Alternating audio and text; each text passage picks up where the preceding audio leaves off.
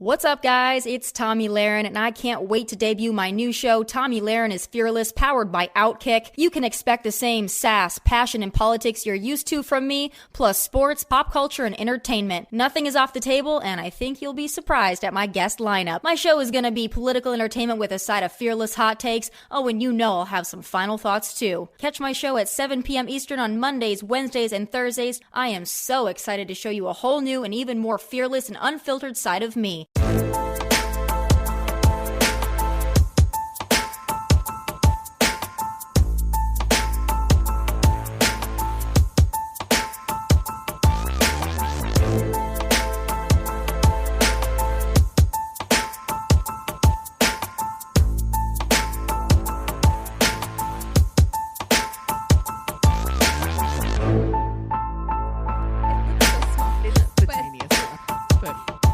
It's hard because I can't get in front of the microphone because I'm like, okay. Well, hello, you guys. How are you doing? Ugh, what a week. Wow. What I feel like week. I came in so chipper and then you were like, ugh, right away. I don't know. It's been a week. It's been a weird week for me. Like, I've been working again for this charity that I'm helping out with, and it's been a little stressful. I'm like kind of managing two different things going on.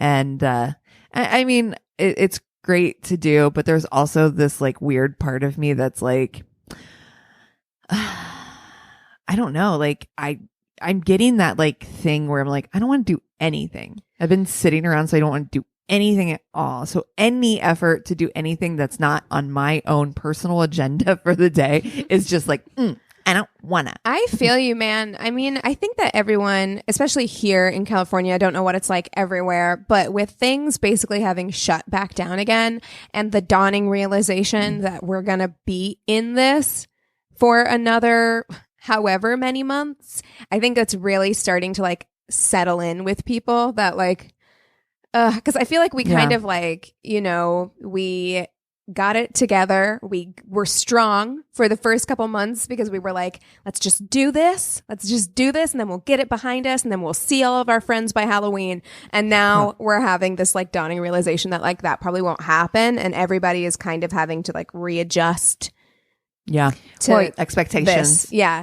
Yeah. You're hoping that people are readjusting, you know, but then drive down like, you know, Santa Monica or Ventura and see all the people without masks. Mm-hmm. Yeah, we did that last night, and it was very strange to see. I feel like I have not seen people outside, like people gathered at a restaurant like that since before the first lockdown in March. I mean, we drove by, and you can bleep this out because I don't want to put them on blast, but we drove by. Oh, and it was insane. They sent me an email about coming to watch the LA Dodgers play, and it was like, come join us for Dodgers, blah, blah, blah. I'm like, wait, what? Why? What? I can't even go to the fucking game, but you want me to come sit in your crowded ass tiny bar?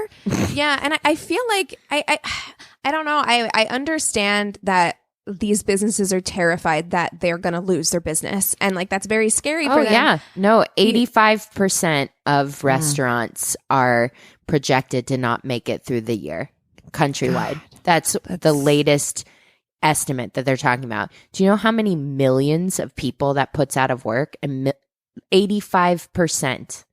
There's so no many way. people in the restaurant industry. There's so many people. So from that perspective, I'm like, I understand that, but at the same time, like, you know, I was looking at these people, and yes, their tables were far away, but there were so many, and then nobody's wearing masks because you can't wear masks to eat and drink. You just can't.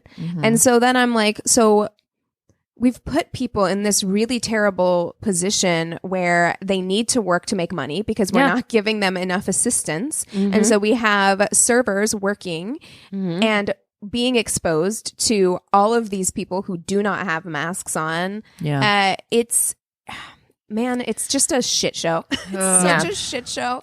Sucks. No, this week for me was like, and I'm fairly certain it's like it sneaks up on me every month. I'm like, look back and be like, oh, I was PMSing. So I think that's where I'm at right now, but like literally cried every day about something. The Portland dads bringing leaf blowers made me cry.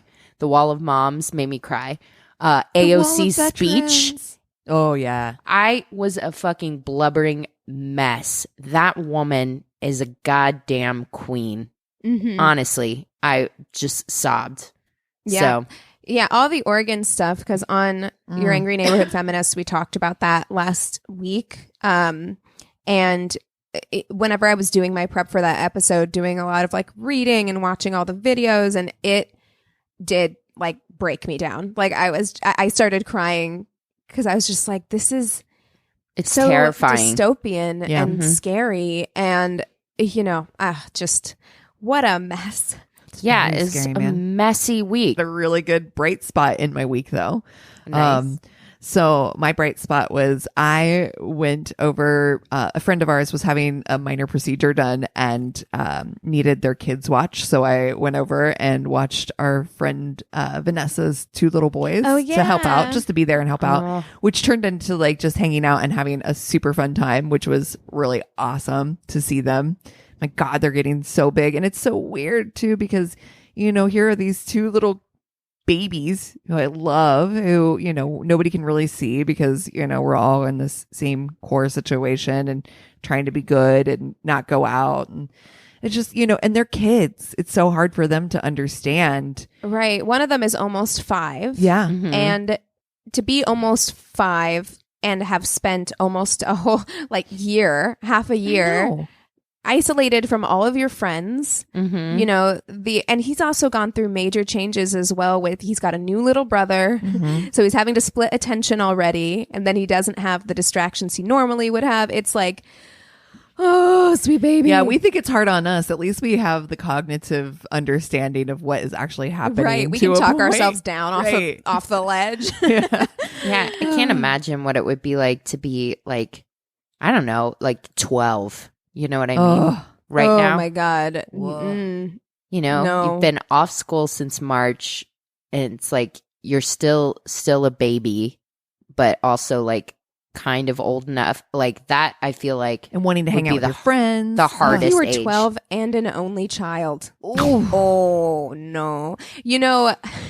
I was actually having a conversation with Anthony the other day that I was like, who like popped into my head that I feel bad for right now is people who were juniors last year. Because people who were juniors last year were the same as me and Anthony getting married at the end of the year. Yeah. I'll explain. So when quarantine started and we were having friends who were getting married in like March, April, having to cancel their weddings, there was a thing of like me and Anthony inside looking out the window with a cup of coffee, just being like, those poor bastards. Thank God our wedding is so far off. Like, we'll be fine. You know what I mean? And then it turned out like, oh, nope, it wasn't that far off. And now we have to cancel ours too. I think juniors last year probably felt the same way about seniors. They're like, oh, those poor bastards. Like, look at them. Like, their senior year is ruined, but things will be okay when we start school. Nope. It's like, oh, nope. Sure isn't. Sure is not. Yikes. Well, this is my worst date. I'm Christina. I'm Keegan. I'm Cassie. And we have a new Patreon supporter. Very exciting. So we would like to give a big welcome to Sandra Goodson. Welcome. We will be getting your Patreon rewards in the mail soon. We're very excited to have you. If you have FMK suggestions, we would love to hear them. And thank you so much. Yeah. I want to talk about our Facebook page, which is one of the other bright spots in my life, which is bringing me life. Good friend of the podcast, Kelly from Boobies and Newbies, posted a thing in there recently about someone she knows that's doing sketching portraits of your future. Oh, it is like sketches of your portraits of your future husband. Yeah. I Love that. That sounds like, whenever you're a kid and you're playing MASH or whatever, or you're doing those dumb things. Did you guys have the things like I had an apple, like they had the thing with the apple where you would twist the stem off of the apple. How many kids you'd have? We did ABC, like did the ABCs until it broke off. And then that was supposed to be the first letter of your future husband's name. Oh, this shit. feels, Poor Anthony. I know, like anyone with an A name, it's like, oh, that sucks. You went in real hard. You're like, just rip it right off. But that's what that feels like to me. Like 10-year-old me would be like, please sketch my future husband. Let's do this. Yeah. And I would have taken that shit as gospel. I'd fold it up, put it in my wallet, carry it with me everywhere. Forever. Pull it out on every first date. I just love the entrepreneurship. You know what I mean? I'm like, these are tough times. I'm like, that's a brilliant fucking idea. Like, make that stack. And it's a cute. I think it's bag. cute because she's charging like what, $12 for them? Yeah. That's amazing. To be honest, like that's amazing. If I wasn't already in a committed relationship, I would be like, hey, I'd hit her up just out of curiosity. Exactly. It's fun. I'd hit her up right now just to see, What if you broke like, up Eric? with Eric about it? You're like, I'm sorry. She sketched it. It looks nothing like you. I'm sorry. So sorry. I'm gonna need you to pack your shit and get out. Kelly did say everyone posts their pictures because a lot of people did it, and she was like, everybody posts their pictures. She's like, I'm curious if she's just recycling like the same 5 photos. Oh no. They all look like Ryan Gosling. She's just been at home with a People magazine, like tracing Zac Efron. Okay. So this is where my brain went. My brain went Zac Efron. Zac Efron has a new show on Netflix. Netflix. Cassie and Indian Matchmaking. Watched Indian Matchmaking. Oh my God. Ladies, honey. What are you doing? I'm obsessed. Christina, first and foremost. If you don't, look, I know how hard it is to get Eric to watch. But I will tell you, to. Anthony watched like 2 episodes with me and he fought it. But at the end of the day, I was like, did you or did you not enjoy yourself? And he was like, no, I did. Okay. And let me tell you, I do want to address, because there's a lot of criticism around the show, because it does, a lot of Indian people don't like the way that it depicts Indian culture, because there's a ton of colorism. Especially I saw a lot of that where they're like, I don't want somebody who's too dark skinned, they have to be fair skinned. Sizism too, like as far as height. I did not know that there was so much stuff around height for women. Like a lot of these families, like the mothers of the like boys that they're trying Can't to be match, under 5'5". They're like have to be over 5'3" for women, and like the taller the better. They're like, apparently that's a status thing that I had no knowledge of. Wow. It was just really fascinating. I don't know. I really enjoyed it. I understand all of the criticisms, and of course, I'm not part of that culture, so those criticisms are valid completely. Yeah. But did I watch the entire thing? Oh my God. In less than a week? Yes, I did. Oh my God. I mean, between texting you and one of our listeners, Meg, she and I have been just texting back and forth like, oh my God, what about this person? I have a million things to talk about. I honestly think it should be a Patreon. Truly wild. Oh, it's so good. Sorry, what were you saying, Christina? No, I think it's kind of fascinating because obviously we have our own like dating stuff here in the States, but like learning about what other cultures like you said, what dating is like in India, or what dating is like in Australia or Hong Kong, or like anywhere over the world. It's like, it is so interesting to me because it's got to be the sociologist in me. I love those different things. You would like it. I think you would really like it. I mean, and there was one, I would say like one of the breakout stars of the series, Ankita. Oh my gosh, she's amazing. She has her own company. She's like a feminist in India. And they basically told her she's beautiful. Unmatchable. Like they were like, you're not pretty enough. You're not thin enough. You're not tall enough. It was awful. And I'm thinking, I literally was like, how is this sweet baby? And she's so cute. She's so cute. How is she unmatchable? Like to the point where the main matchmaker was like, hey, I'm going to go ahead and actually reach out to this other matchmaker. I need a second opinion. Because it was pretty awful. Like honestly, through the whole thing, Christina, like you, that sociology part of my brain was like fed intensely because I was like different cultures, learning how like other, it was just really cool. And I went into it with such an open mind where I'm just like, I'm here to learn. I want to see everything you can show me. And it was very interesting. I do want to make the point that I do understand that there's a lot of people who are like, this does not speak for all Indian people. And I'm like, yeah, we get that. The same way that the Kardashians don't speak for all Americans. I completely understand that. But I thought there were a lot of positive things too, because we have a very narrow idea of what arranged marriages are like. It didn't look like that to me. And it didn't, not for the most part. Like there were a couple that I was like, well, but for the most part, like everybody went in knowing what it was. This is what they wanted to do, have an arranged marriage. And at the beginning of every episode, they did a When Harry Met Sally thing where they interviewed like older couples who had like gotten an arranged marriage 30 years ago. Oh, that's cute. Yeah, and like describing like how they met and what their marriages were like. And some of them were like, we went on 3 dates, and some of them were like, I didn't meet him until the day we were getting married. And the one woman, my favorite one, when the woman was like, he was not my choice, but apparently this is what I ended up with. But I fucking love him, and he's the most perfect human perfect for me ever to me, and he was the exact right match. And I'm like, oh, okay.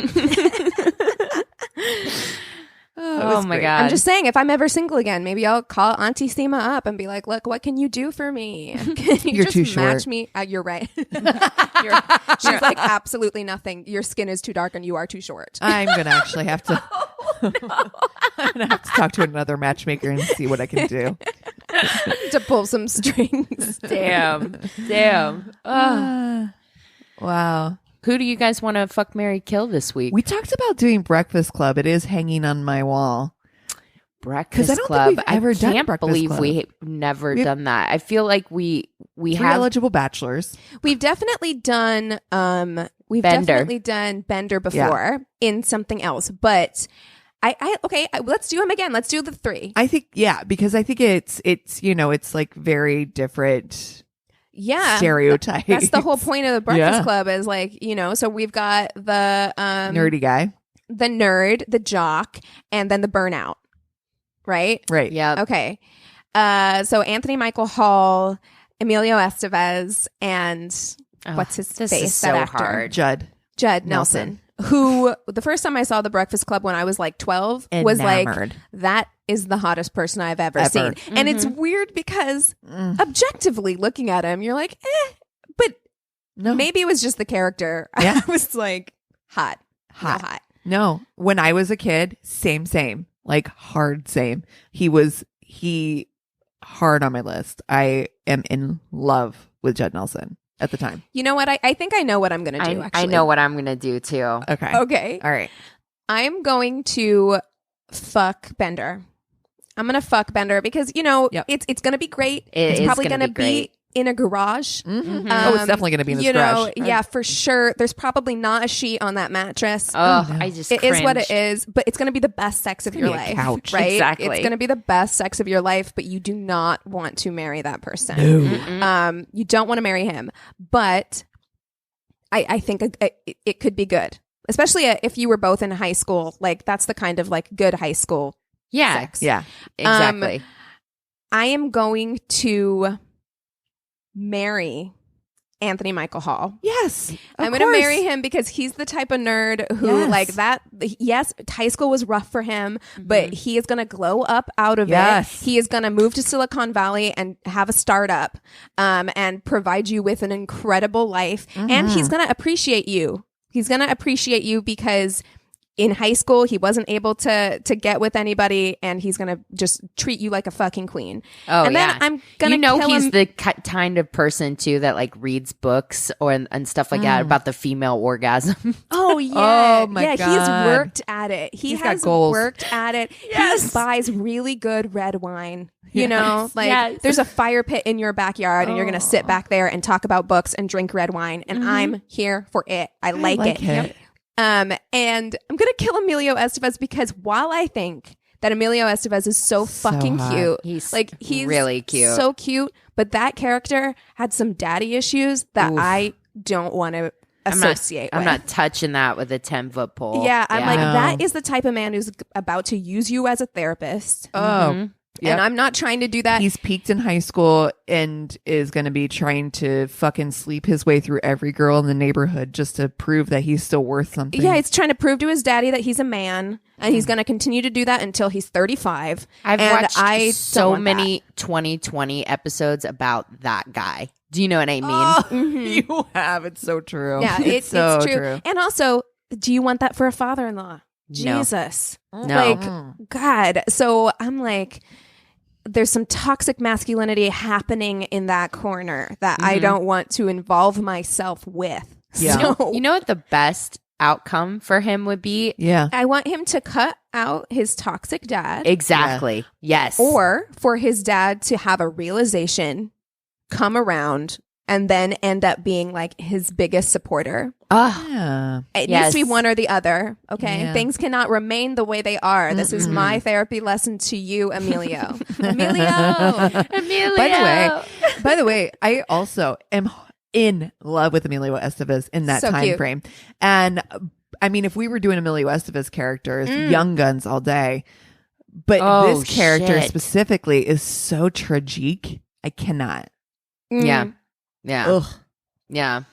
But yeah, back in the day. Oh, we should do like 80s heartthrobs for our next I feel like episode. we did that one, didn't we? Or no? I don't know. Oh, I think we did with like Teen Bop Kids or whatever. Like we teen- definitely did No. that. But yeah, I mean, because But I there's mean, like- Andrew McCarthy Yeah. was like a big one. James Spader. You've got Emilio Estevez, Any of the Young Guns. I mean, like any, yeah, because you're Yeah. talking Rob like Lowe. Kevin Yeah. Bacon, We should Rob Fuck, Marry, Lowe. Kill the Outsiders. oh shit.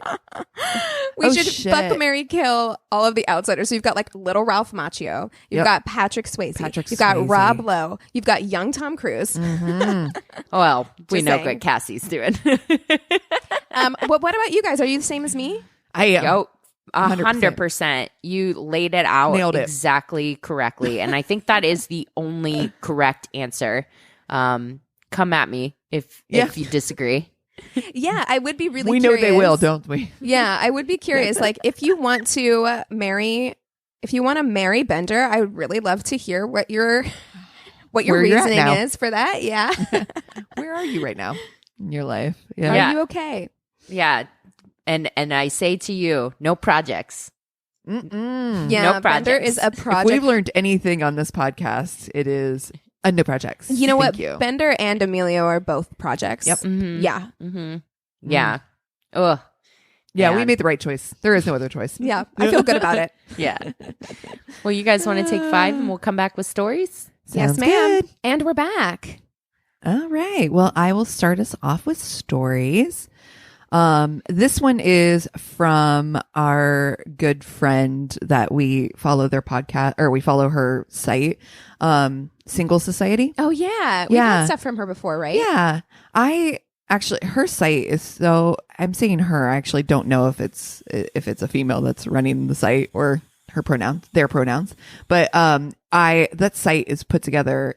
What's up, guys? It's Tommy Lahren, and I can't wait to debut my new show, Tommy Lahren is Fearless, powered by Outkick. You can expect the same sass, passion, and politics you're used to from me, plus sports, pop culture, and entertainment. Nothing is off the table, and I think you'll be surprised at my guest lineup. My show is gonna be political entertainment with a side of fearless hot takes. Oh, and you know I'll have some final thoughts, too. Catch my show at 7 p.m. Eastern on Mondays, Wednesdays, and Thursdays. I am so excited to show you a whole new and even more fearless and unfiltered side of me. So well. It's so cute, and I highly recommend anybody go check it out. So I'm not going to read the headline because it Gives don't it wanna give away. All right. Whilst rummaging through my Tinder messages one dreary afternoon, I decided it was about time I put some effort into my horrendously underwhelming love life, or lack thereof. I came across Tom, a slender, freckle-faced pharmaceutical salesman who may or may not have been nearly as attractive once he removed his ball cap. I decided to roll the dice. Oh, no. Oh, I see. Okay, so he had a ball cap in his profile picture, and I'm she's like, assuming. who knows what's going on under there? Yeah, We'll you're going to see. get hat-fished. Catfish. Oh my god, this is like oh god, Opie. What's the guy's name that played Opie? You're like, is it going to be like him? He takes off his hat and there's nothing under there at all, just random. I mean, we hairs. know that Christina likes a Oh, yeah. bald Oh, I man. do. I'm totally commit to team, it. and we know where I stand with the Friar Tuck situation. I'm team shave it all. Like if it Exactly. starts to go, just Always shave it all. It's fine. get rid of it. Fast forward to the following week, I met Tom in a cafe/bar. Equidistant. Jesus, sorry, I saw that word and I was like, what? Big words, hard. I don't know if that is a word. I know what she's saying. Yeah, so equidistant. Equal distance. Yeah, Yeah. equidistant to both our apartments. He was indeed not nearly as physically enticing without the Milwaukee Brewers cap perched upon his head, but relatively attractive nonetheless. Okay, so hold on. Pause. What would you do if you're a man who's maybe a little insecure about his balding situation and you wear a hat in your profile picture on Tinder?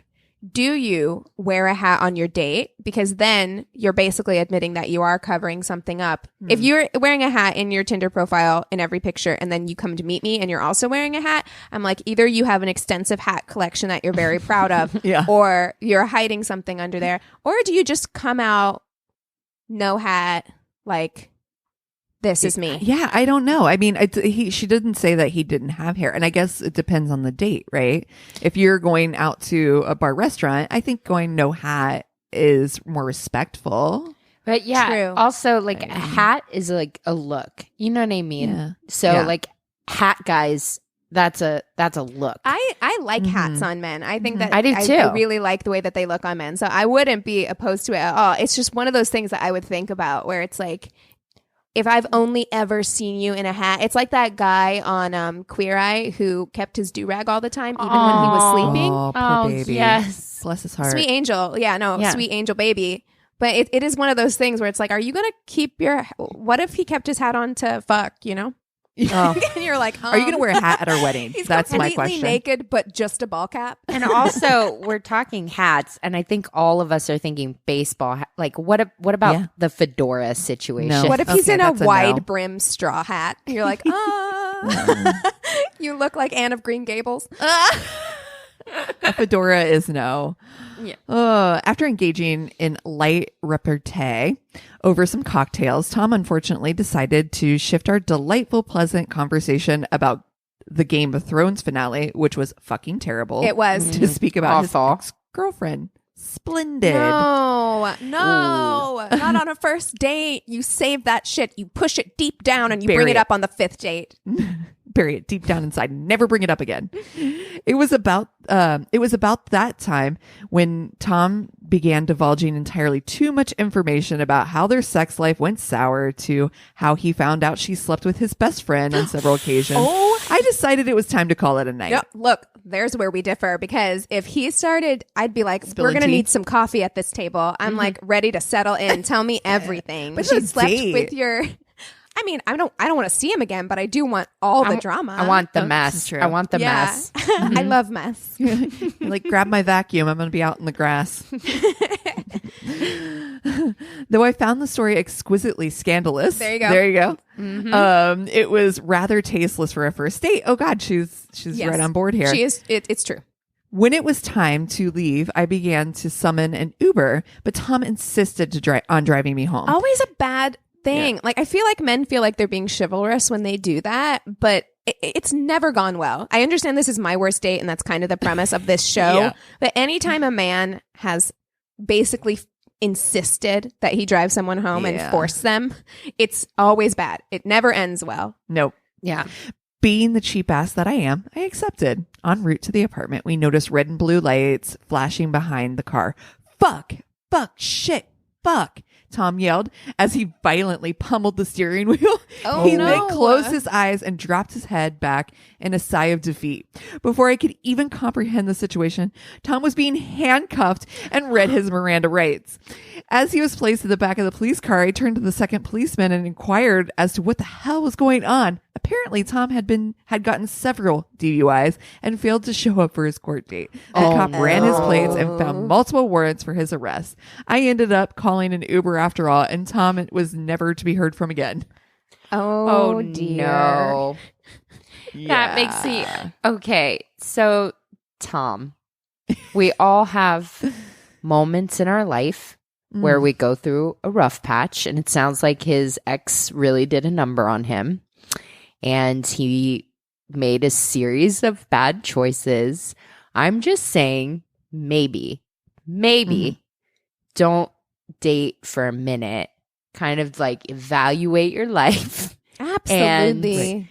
And, therapy, yoga, meditation, hiking, Yes. something to You know what, center Tom? yourself. It's time to focus on Tom. Tom. Okay. Mhm. Look inward. Tom, do some searching. Take a beat. Take a beat, Tom. But, Figure out what you're worth. but yeah, another relationship is not going to fix Tom. Tom needs to fix Tom. That's right. That's right. And also, if you know you have several DUIs and you've skipped a warrant, maybe don't insist on driving her home. Right. Like, be like, it's cool that you take a lift. Go ahead. Yeah, this is for the best. Let me go get arrested on my own. Thanks. I also love the visual image of him just like resigning himself, just being like, well, Here all it right, is. I guess I'm getting arrested tonight. Oh, no. Ugh. God. All right. This one is from Reddit. He goes, I've had a few bad dates, but the worst would probably be this cute blonde from Tinder. We had texted for 4 days and she seemed intelligent and interesting.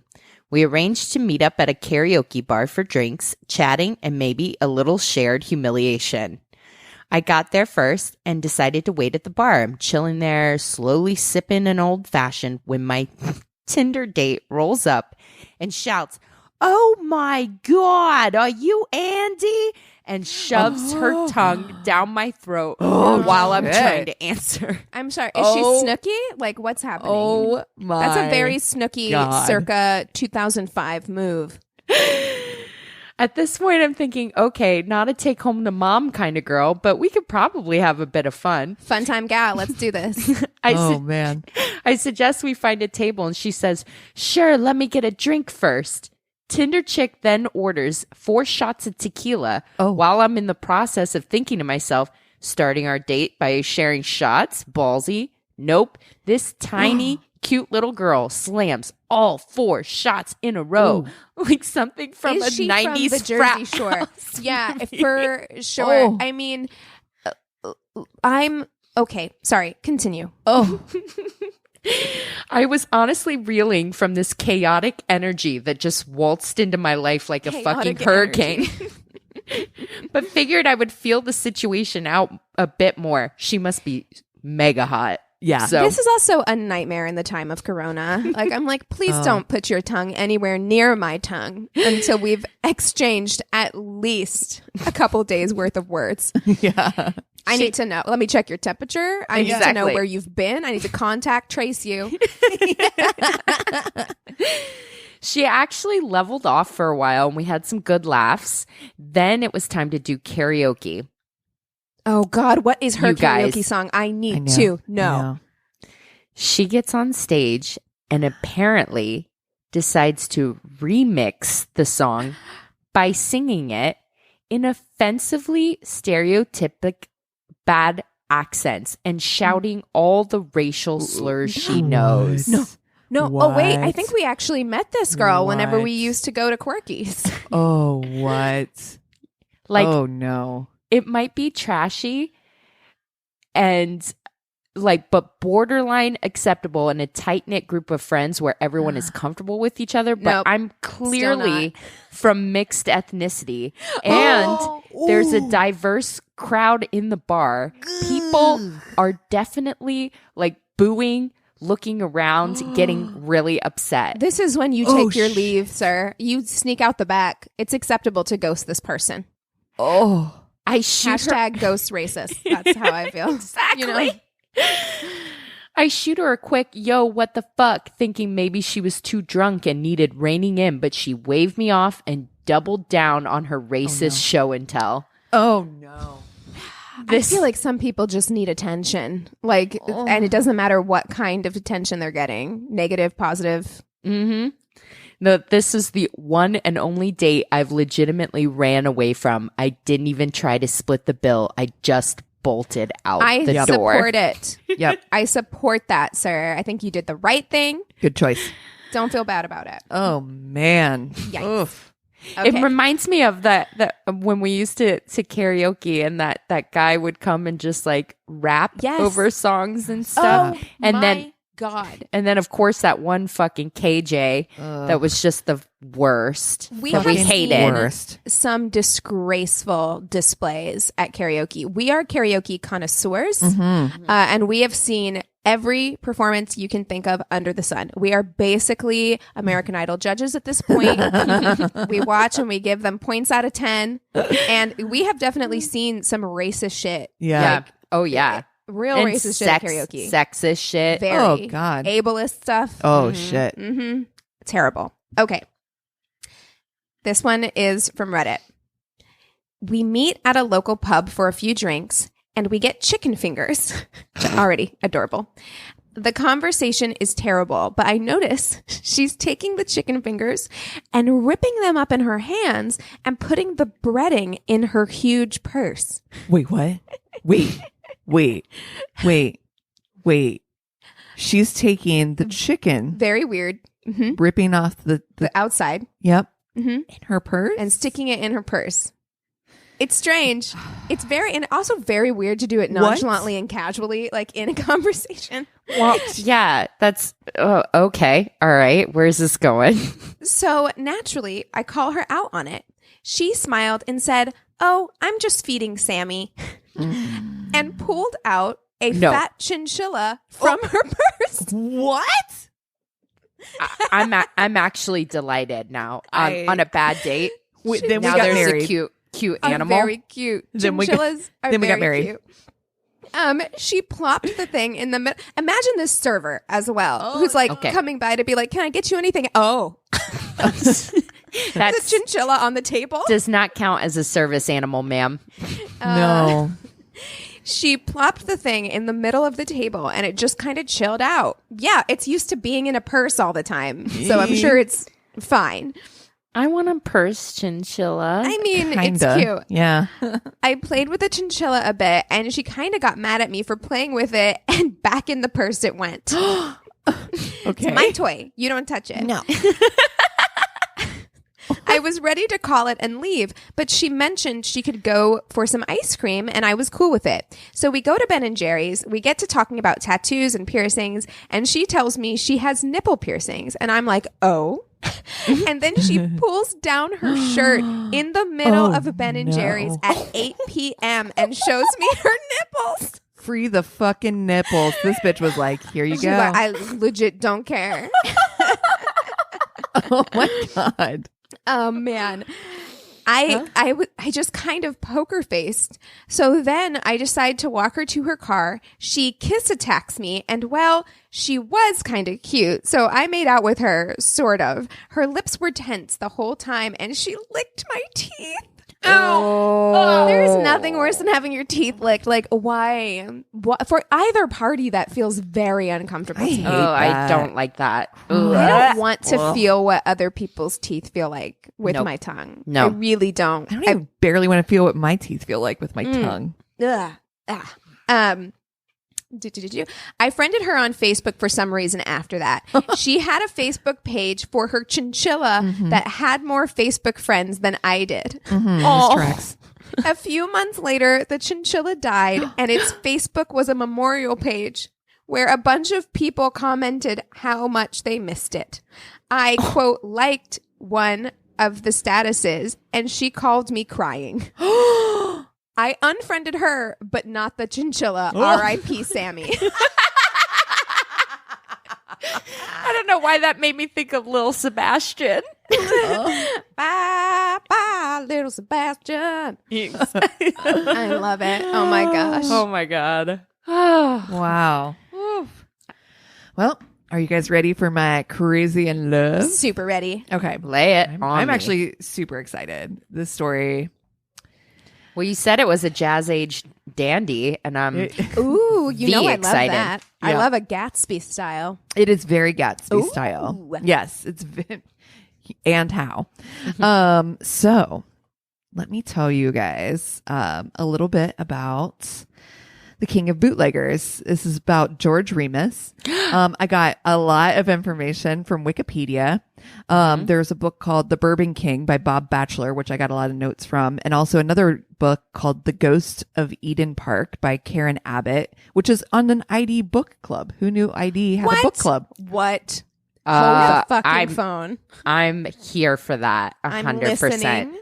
Also, I got some information from Prohibition by Ken Burns, which was fucking fantastic. Oh, And everything was he does voiced is by- fantastic.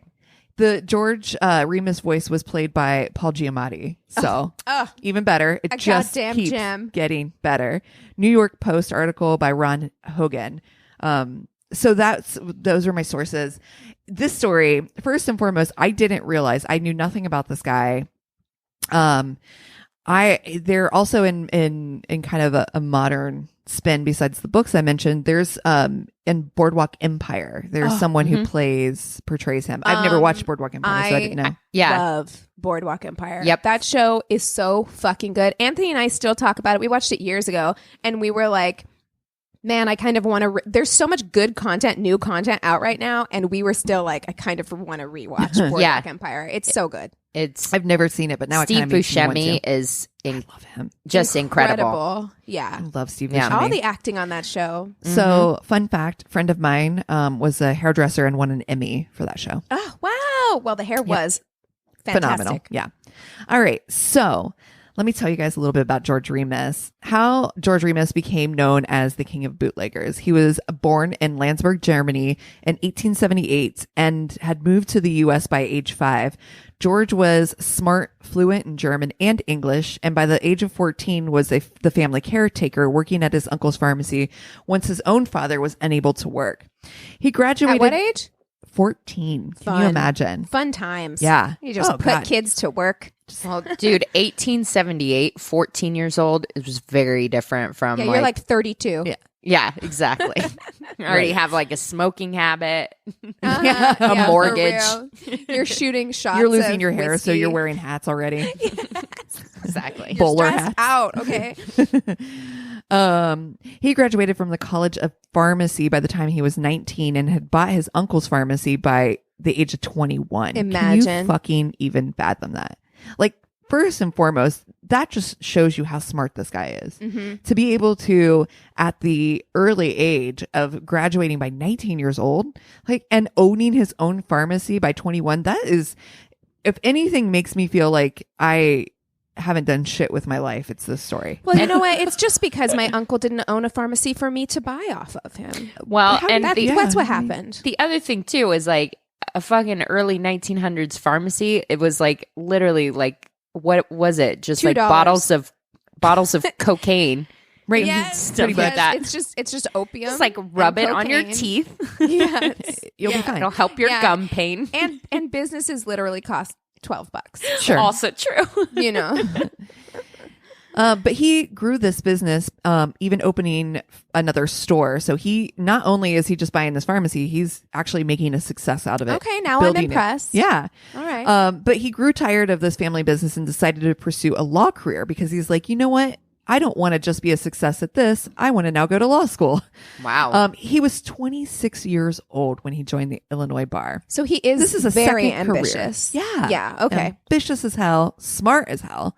Only 10 years later, he had made quite a name for himself in the criminal defense. He was one of the most sought after, well-known criminal defense attorneys in the Chicago area at the time.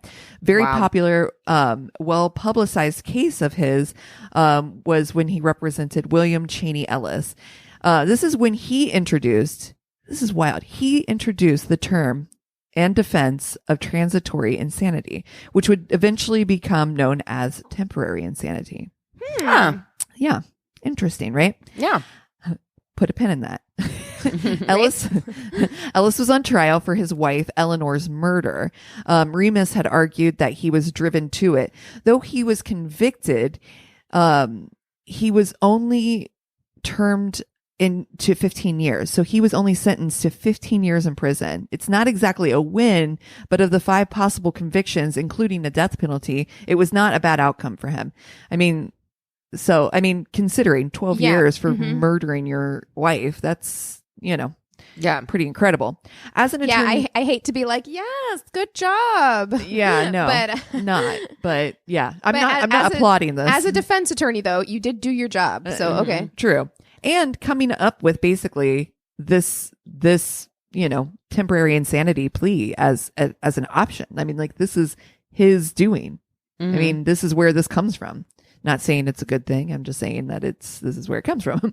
As an attorney, he was doing very well. He was super successful. By 1920, think about this. He was earning $500,000 a year. Wow. God damn. $6.4 million in today's money. Yeah, because that. Thank you, Wikipedia. Wow. He'd already did the math for me. I was like, thank you. I appreciate that. So imagine $6.4 million a year. You're a good fucking attorney. That's really good. Early 1920, the Volstead Act passed, beginning the U.S. prohibition. Remus became well-versed and studied it in this law and began to represent many new prohibition cases. He's starting to notice, too, that his clients were paying cash and seemed to be really profiting off of this. Where's all this cash coming from? Yeah. Can I get a piece of this? Can we just pause for a second and talk about how fucking wild it is that in this country we were like, no more alcohol, right? My so God. Stupid. It's wild to think too that, like, I was telling Chris the story earlier and telling him about it. I'm like, prohibition was such a weird era where you're like, you put people in prison because they were selling alcohol. It's a very weird idea. Yeah. It's like, but now it's like pot. Exactly where I was going, which is like now today you look at all the people who are in prison because of marijuana, yet so many places it's legal. And here we are. My point being though, that we will look back, I think, at this time like we are looking back at prohibition. Yeah, but pot is a little different to me just because pot was basically like always kind of a problem. I mean, like they ramped up like the reefer madness and all that stuff in the 30s, but like it was always kind of like a thing. Whereas like alcohol is a thing that everybody has been consuming forever. And then for like Since 3 biblical years, times. we were just like, no. Yeah. Like what a weird thing to happen. So weird. Like you can't let a bunch of people have booze forever and then just be like, never mind. This is fine. Like, he noticed again, like I said, the profit, and he memorized the Volstead Act. He found a loophole that would allow him to buy and sell bonded liquor for medicinal purposes. While his career was flourishing, however, his marriage to his first wife, Lillian Clough, was dissolving. Fun fact, his daughter, Romola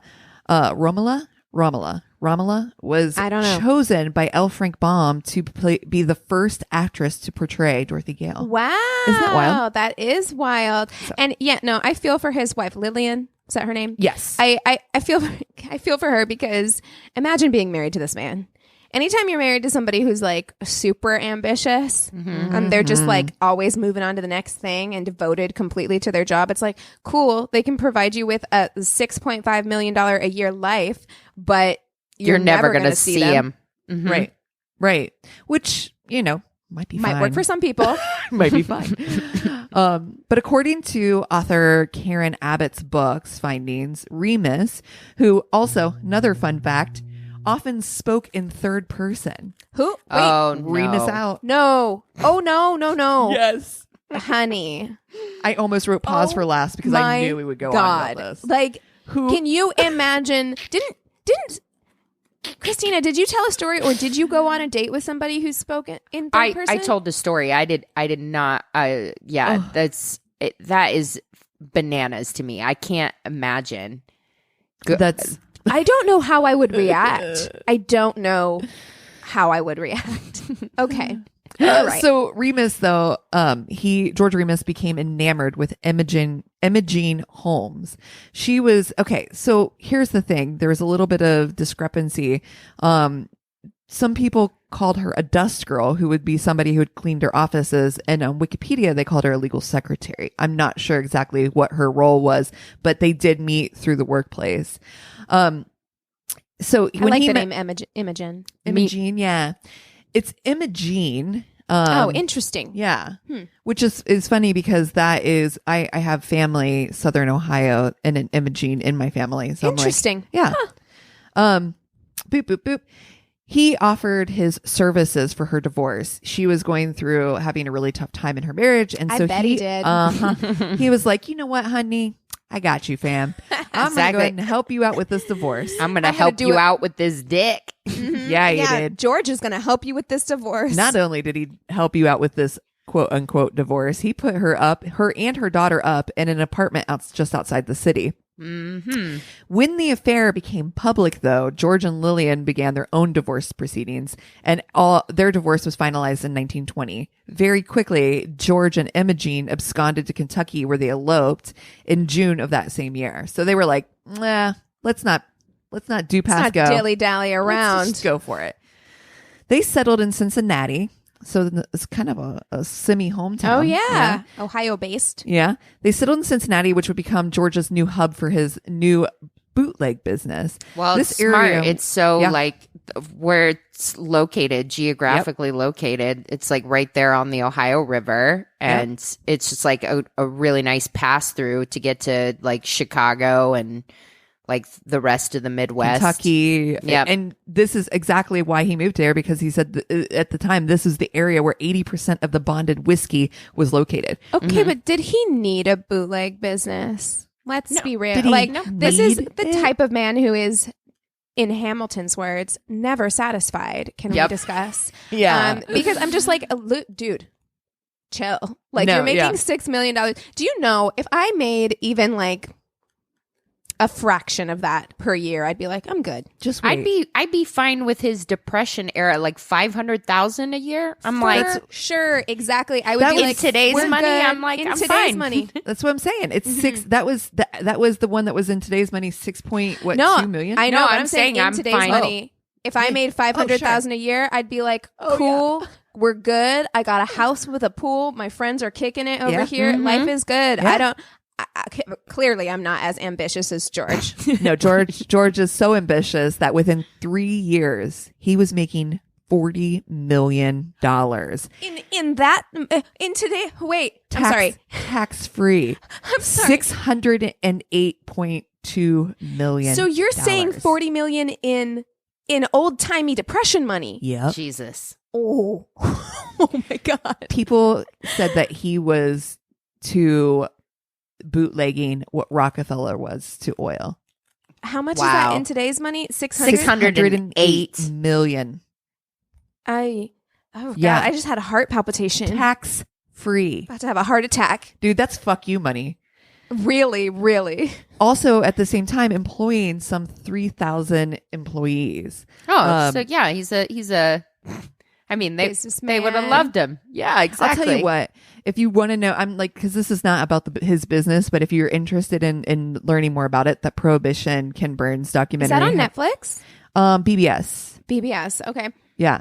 So, it's very interesting. There's so much about like how his business was run, some of the things that they did.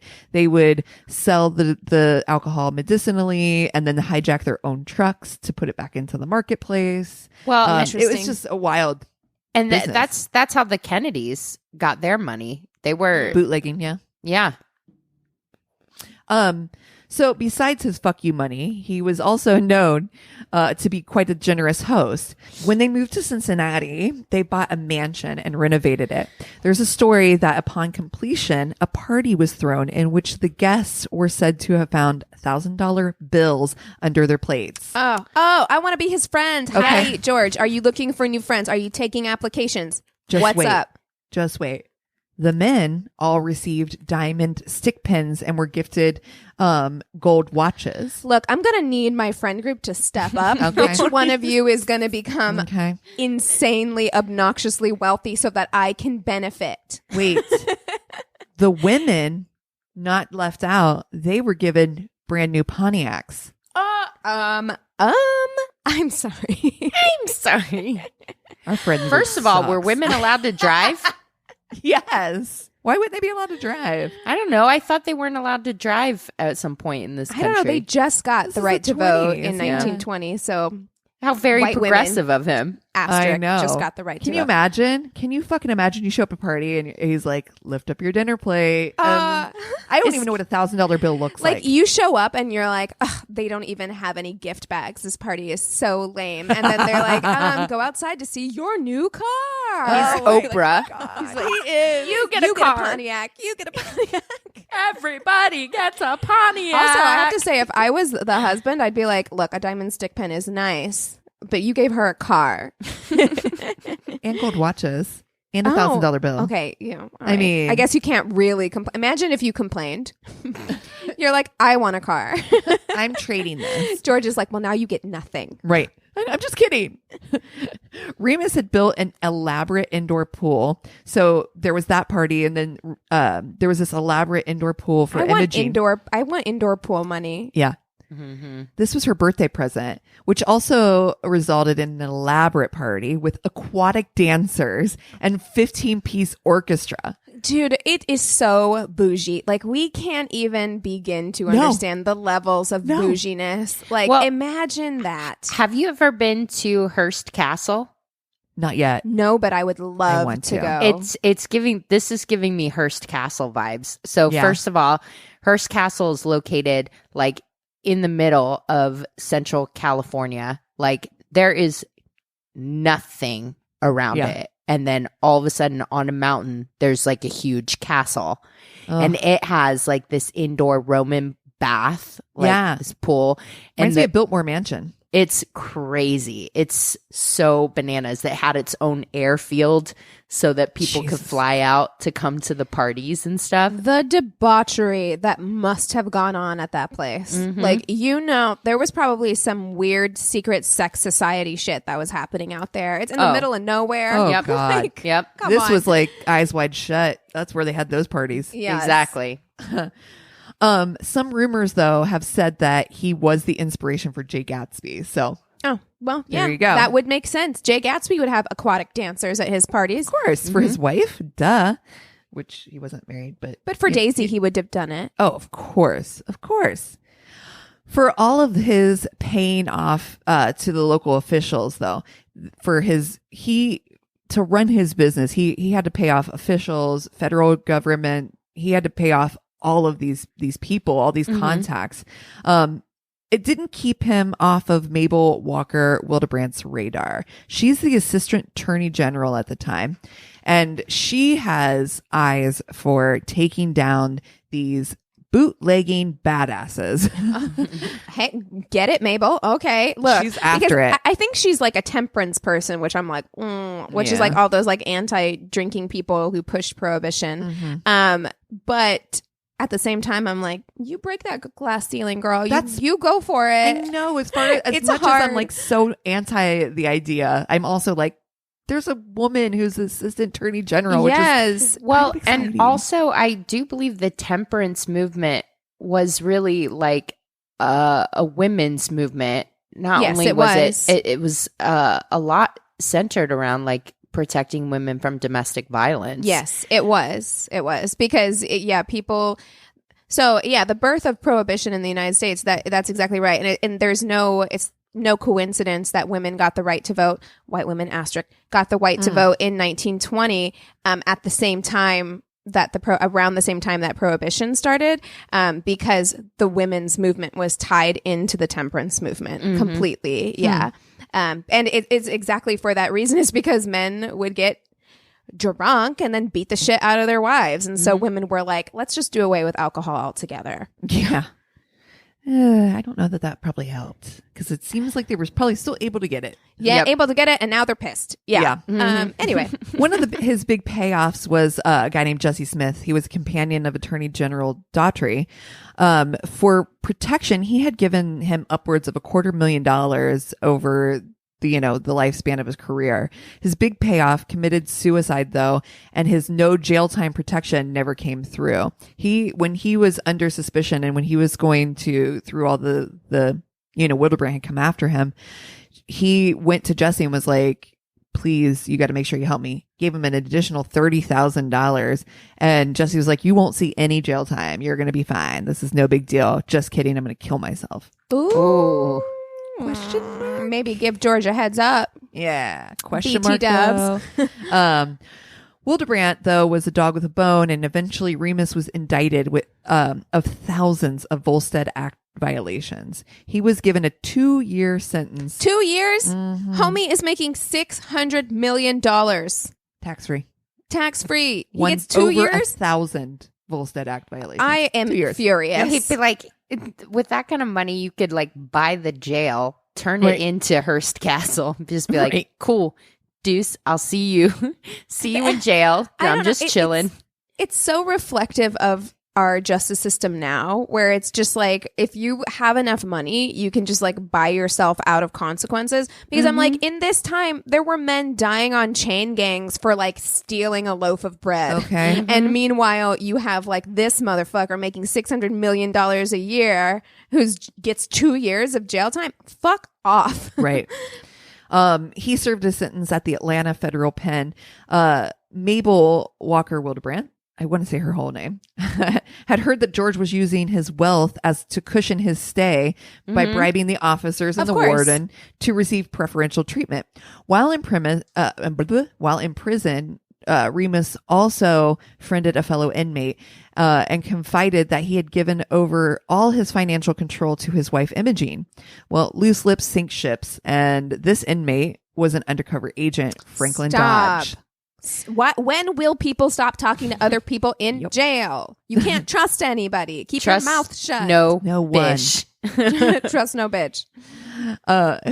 Franklin Dodge was sent by Mabel to this prison to get information about bribes and the warden and some of the officers. And those people, he did give that information back, and those people were fired. But he did withhold the information on Imogene. In fact, he withheld that information, kept that all to himself, and soon after, Dodge resigned and started an affair with Imogene. Genius. He played that long game. He was like, I'm going to get me a bite of that $600 mil a year. While Remus sat in jail, Dodge and Imogene liquidated all of his assets, even sold off his Fleshman distillery, which apparently, according to the William Cook biography, Remus received $100 from Imogene of his multi-million-dollar empire. Oh my Here you go. God. Yes. I knew this story, but getting the gritty details, god damn, knowing how much money she fucking, my God. I feel like Kim behind a bush right now, where I'm just like, huh? Dude, I sent you the meme I sent you, or the GIF I sent you guys was me going as, what's his name, going into the bush. Homer Simpson. Oh man. Because I'm like, look, it is terrible. Listen, if somebody worked hard for their money, you know what I'm saying. Yeah. But it is terrible to have like all of this stuff that you've worked for your whole life being stolen from you. But there is part of me that's got like my glass to your ear, glass to my ear to the wall, like listening to the shit from the other room, because I'm like, man, that's scandalous. Yeah. And the big balls on Imogene that she's just like, here you go. Here's $100. Here's 100 bones. Yeah. Damn. He's giving Pontiacs at parties, and she's like, here's $100. Oh, no. Imogene and Franklin, though, they knew their time was running out and unsuccessfully tried to have the German-born Remus deported, trying to say that he was like, oh, yeah, you know what? He wasn't, never went through with all the things he needed to do. So. It is so bold. Yeah. I'm like blown away by how bold this is. I could never. They said, and I think at this time too, I don't know that Remus really knows the extent of how this is going, how far. They also had tried and failed to do a hitman attempt. They had hired a hitman, and the hitman was like, yeah, this is George Remus. I don't know about that. So he told George, he was like, nah, hey, guess what, George? They're trying to kill you. I ain't doing it. Bye. Dude, also, Imogene. Ungrateful. Okay. Ungrateful. Apparently, on the Ken Burns documentary, they said when he got to his house, he realized not only had she, sold off their assets, they sold like every stick of furniture that was inside that fucking house. Oh. They got rid of everything. I am Scandalized. yeah. I could okay. Anyway, I don't have words. Go ahead. Right? Yeah. So he was, George was not happy, and he was out of jail, out of prison by the time in 1927. Wait, sorry. Pause. So it's been 2 years. what? Yeah, it's not a long time at all. This a lot happened. So Imogene also, I guess during this time, was also like, you know what? I'm going to go ahead and liquidate all this money, and I'm going to go ahead and get a divorce. I'm going to hang with this Franklin Dodge bro. So How hot was Franklin? Like, not hot enough. no. Not hot enough. Not hot enough that she could have just done this shit herself and then moved to fucking bought an island and was Right. like, boom, I'm out. Yeah. Yeah.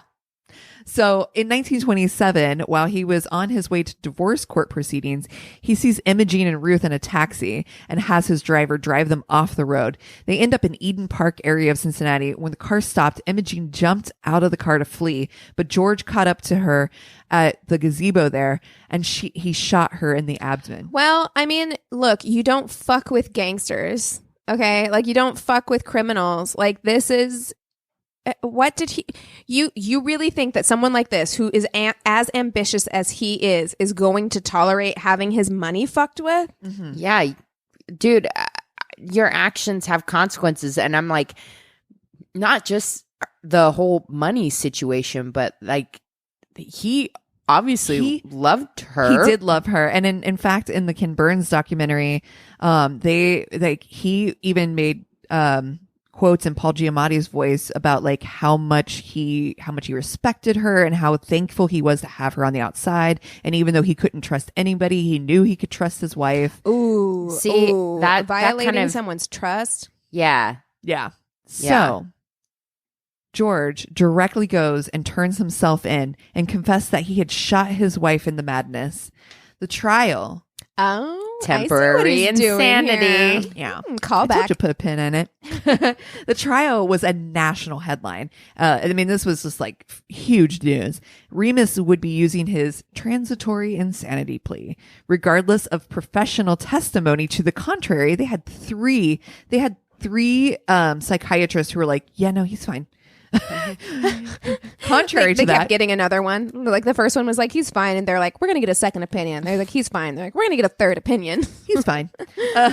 But contrary to that, the defense witnesses claimed that that sane otherwise in all senses of his life, he was a completely sane man. When it came to Imogene and Dodge, he was crazy as a bedbug. Quote, Are bed bugs crazy? I don't know, but I right. don't want to find out. Yeah, they are hateful. They It's are like that freaking meme or whatever. It's like mosquitoes really do wake up every day and choose violence. Oh my God. It's true though. Oh God. Remus was a co-counsel in his own case. He was vacillating between strong defense cross-examination and uncontrollable weeping. Can you imagine this guy who's like, I have a strong Well, yeah, poor guy. He needs a therapist. He killed somebody who he loved, who was double timing him and ruining his life. That's a lot to process. Well, after a shocking 19 minutes of deliberation. Wow. 19 minutes. The jury came back and was like, you know what? Not guilty by reason of insanity. Okay. You know what? They also, again, like Christina said, he was employing people. He was spreading that wealth around. True. I bet you people locally really liked him as well. Well, one of the jurors reportedly said that because he had had such a rotten Christmas the prior year, they had decided to make him happy this year. No, Yep. that's not how this works. That is not how the justice system works. It You can't does just when be you're like, rich. It does You know what? when You you're had rich. a real rotten Christmas last year. You know what? I think he's I not mean, guilty. How sweet. Well, little postscript on this. According to a few articles, And I got this specifically from ghost.fandom.com. Eden Park is reported to be haunted by Imogene, the ghost, by the gazebo where she was shot. I would not want to be haunted by that ghost. No. Like Yeah. Imogene is the Two-time and exact freaking wrong type. Yeah. There have been reports of a ghostly woman in a black gown standing around the gazebo, crying or gazing over the reflecting pool. Oh dear. Here's the postscript I want. Where that money? That's the also money. his postscript. He actually spent the rest of his life trying to search down that money and was never able to fully recover it. No, Yep. stop. Died at 77 in Covington, Kentucky.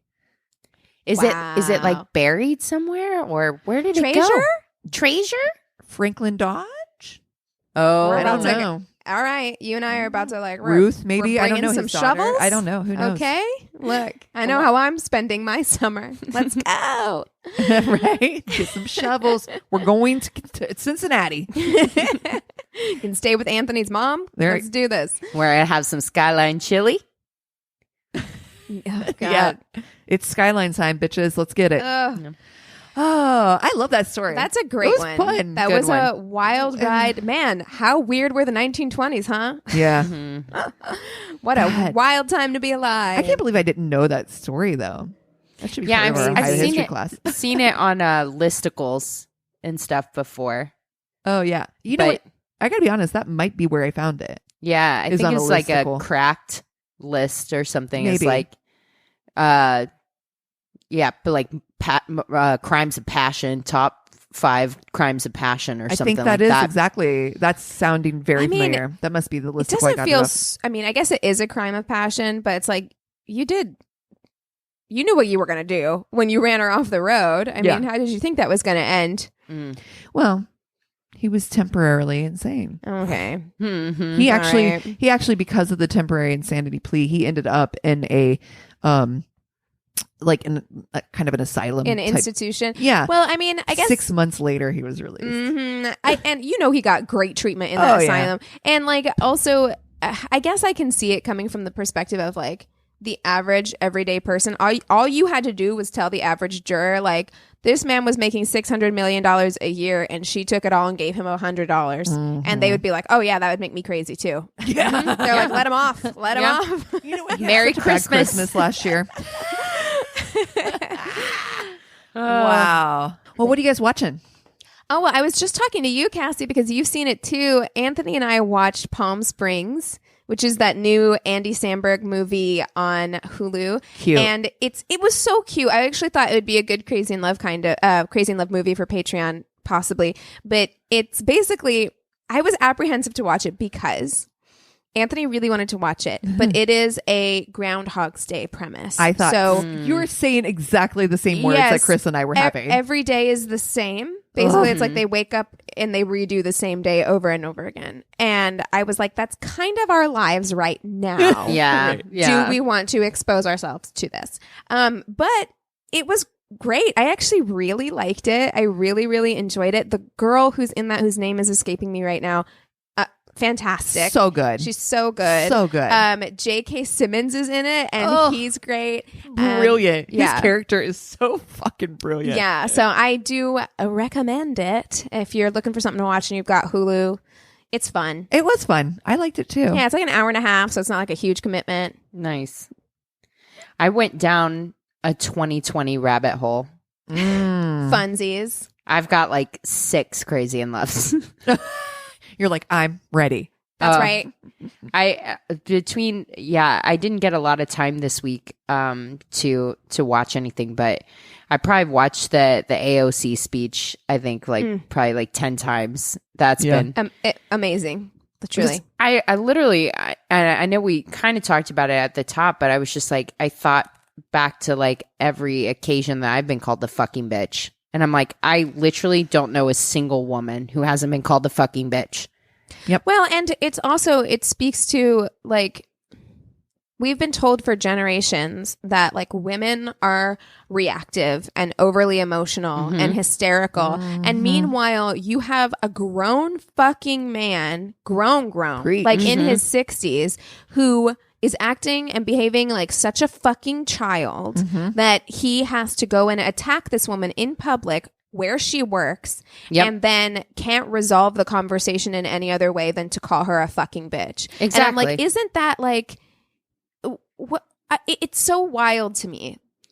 And then to also like throw out that non-apology where he's using his wife and a daughter as shields, which is like the fucking worst. Where it's like I'm so sick of that, where people say that they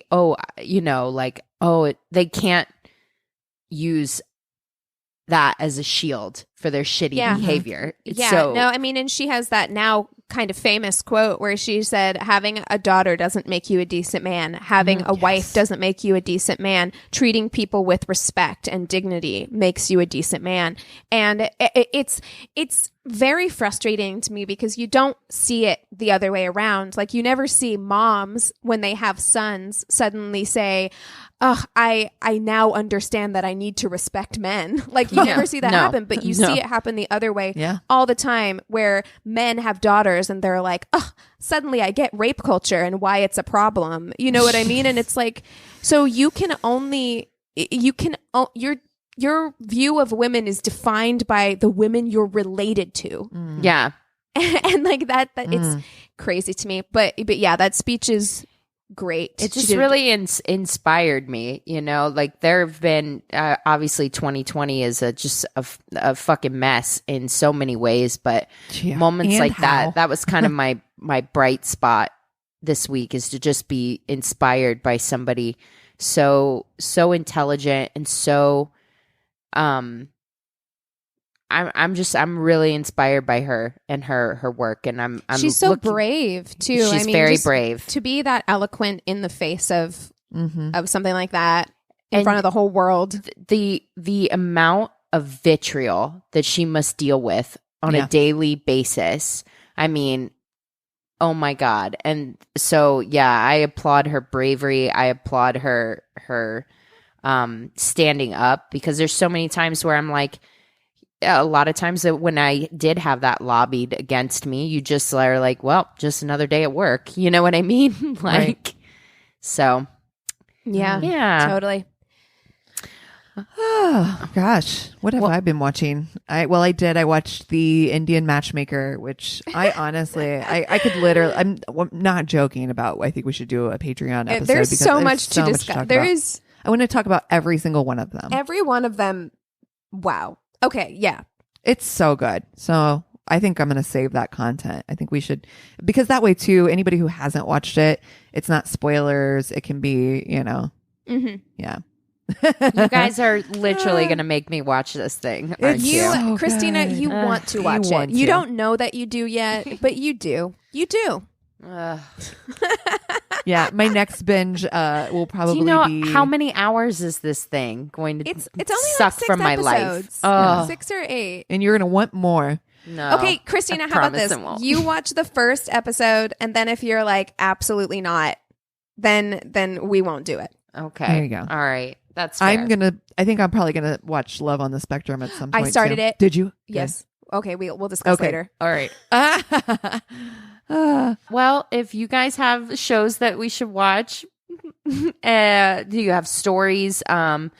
We're still accepting them. Have we gotten any 5-word stories?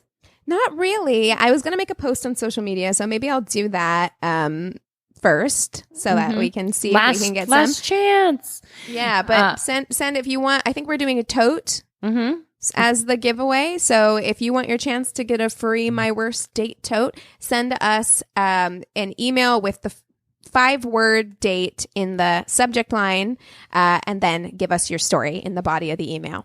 Yeah. And send it to our one-stop shop of a website. It's myworstdatepodcast.com.